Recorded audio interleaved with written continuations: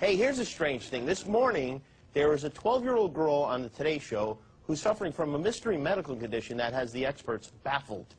12-year-old Lauren Johnson, you see, has a rather bad case of the achooves. I can't stop sneezing. It goes off about 8 to 9 times a minute. The poor kid's gone through like $5,000 in Kleenex this month already.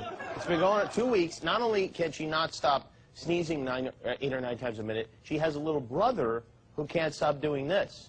And when you came home, you came back sneezing. Bless you. What do you have to say about that, about how much you want this to stop? Bless you. It's been around 2 weeks, and I had some of my friends here and there talk to them that I have been in school, so I've had teachers come out, and I've had to do the homework at home. Bless you. Well, you know, at least he's polite. You don't see that. Ever see anything like that, Guillermo? No